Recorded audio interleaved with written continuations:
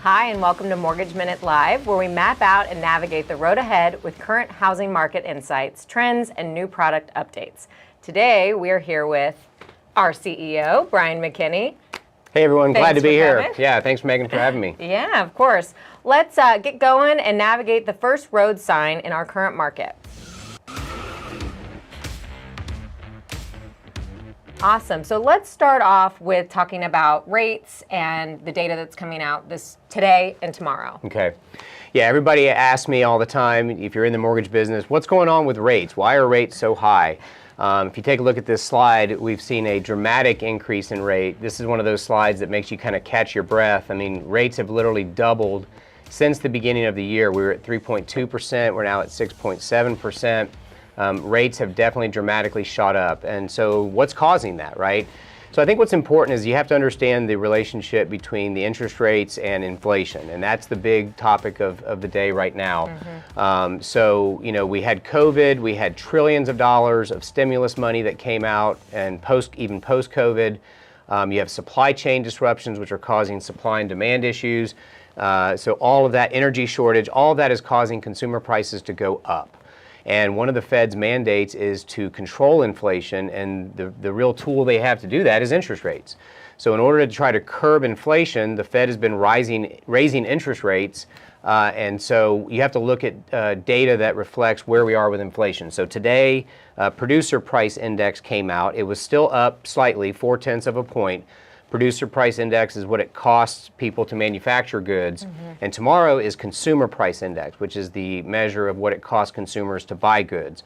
So if you want to have sort of some knowledge of where you think rates might be going, you really need to pay attention to the inflation data, because once the Fed starts to see that the fix is working, mm-hmm. they'll back off on interest rates and we'll see those moderate again. Great. So how do these interest rates, how does the data that's coming out, how does that affect the housing market? Well, the biggest thing is affordability. So obviously when your interest rate doubles, the payment on your mortgage goes up substantially. Mm-hmm. So if you take a look at this slide, this kind of shows graphically that supply and demand ratio in housing right now. So on the left is the demand side. This is the number of showings. This is the number of people wanting to go look at a house year over year. And you can see that's down about 12%. On the supply side, the number of listings has actually gone up 27% year over year. You know, and ironically, like here in the Dallas market, we have about a 2-month inventory right now, but normal is about 6 months. So there's a lot of folks that feel that this was a much needed correction that needed to happen. There's still technically more demand than there is supply, but it's moderating, which I think is good for the housing market. It wasn't that long ago that many of you out there had borrowers who were one of 20 offers on a house. It was just a fight out there. But that has backed off a bit, and a lot of the real estate experts are saying that right now is actually a very opportunistic time for people to buy, because there is less competition and multiple offers and kind of that bloodbath that was going on just a year ago. So are you concerned that there's going to be a crash? No, I'm not. You have to look at the fundamentals of what causes a real estate crash. So if you go back to 2008, There were a lot of really bad subprime loans made. No money down. In fact, I remember companies that were selling 110% mortgages, right? You could actually borrow more than your house was worth. Yeah, and so, if we didn't understand it, we watched The Big Short and then we got it. Yeah, I love that movie. You got to watch that if you haven't seen it. Go watch The Big Short. But if you take a look at this slide, this will kind of show you what's going on with home prices right now. So the experts that are out there in the real estate world look forward. This is for 2023. And they look by MSA, so by geographic region. Will there be home price appreciation? Will home values continue to go up, or will they go down? And as you can see, the consensus, the majority of the markets are still expecting some kind of home price appreciation. It's not as dramatic as it's been for the last couple years.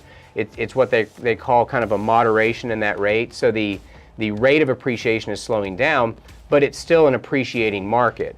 There are a few markets that are expected to depreciate a little bit, but you're talking 1 to 3 to 5%, which is a few $1,000s on a $300,000 or $400,000 house. The next slide actually goes out even further as far as what the real estate experts are predicting into the next 3 years beyond that, and you can see that the overwhelming majority consensus is that we will continue to see home price appreciation in this country. And why is that, right? Well, the name of the game here is equity. So if you go to this next slide, you can actually see by state the equity gains in this country. Currently, the national average loan-to-value ratio is 29.5%. It's the lowest it's ever been in the history of this country. The average homeowner has $320,000 of equity in their house. Now, that's average. You got California and Florida and some other states in there.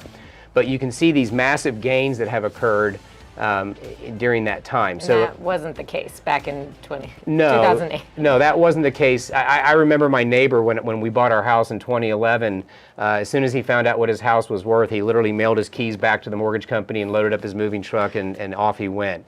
You're just not going to see that today. That equity does two things. Number one, it insulates the consumer against any sort of recessionary pressures because they have equity in their house, right? They have an investment they can lean on if they need it.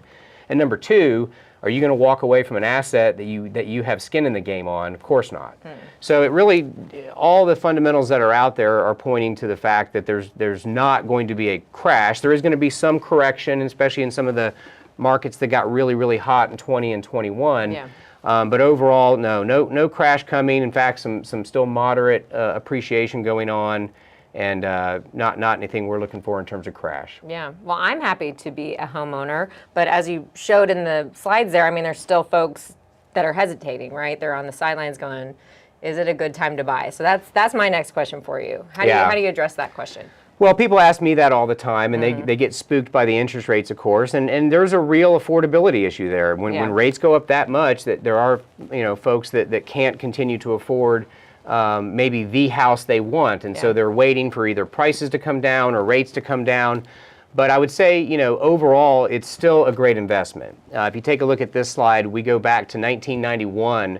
So I'll take Texas, for example. If you bought a house in Texas in 1991, your asset went up 333% over that time.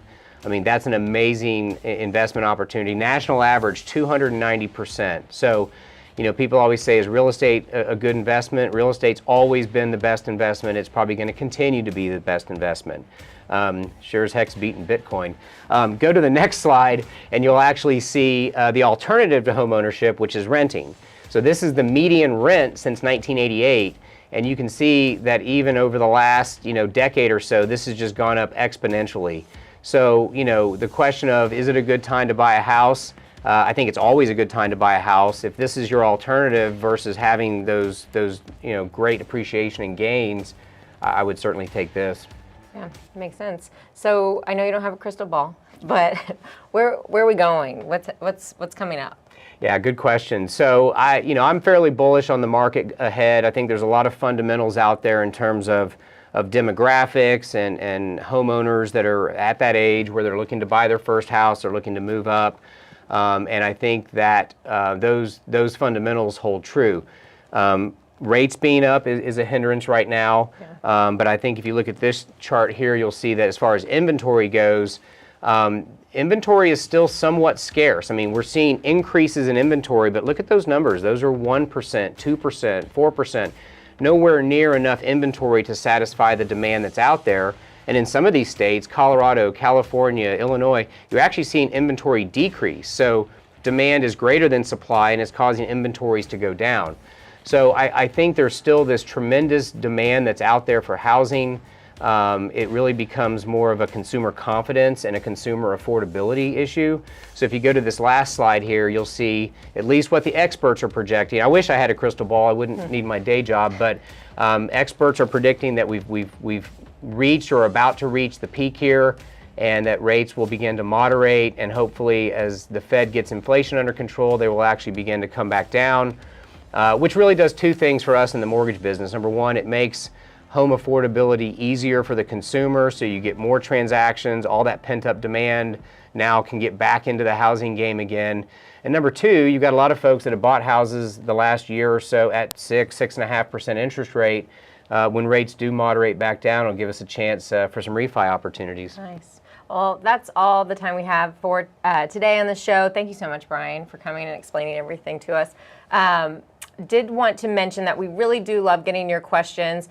We got a couple for this show, but we want Steve to answer them next week. And we have a lot of communication coming out this week for some of the questions that we got asked, so stay tuned for that. Also just wanted to mention, if you liked the slides today, if you want to use them, we used our Bridge Builders relationship for that information. So please reach out for more insight on that. Bridge Builders has their website, and you can go on, log in. Your username is your email, and then the password is just Builder. So we appreciate your time. Thank you for tuning in, and join us next week on Mortgage Minute Live. Thanks. See you.